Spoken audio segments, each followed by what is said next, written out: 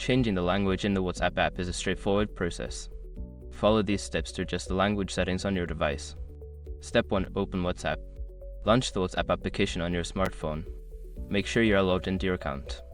Step 2. Access settings.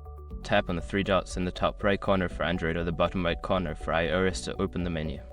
Select settings from the drop-down options. Step 3. Navigate to chats. In the settings menu, look for the chats option and tap on it. This section contains various settings related to your chat preferences. Step 4. Change language. Find the app language option within the chat settings. Tap on it to see a list of available languages. Select your preferred language from the list. Step 5. Restart WhatsApp. After selecting a new language, close the app completely and reopen it. This will ensure that the language change takes effect throughout the app. Now you have successfully changed the language in WhatsApp. Enjoy chatting in your preferred language.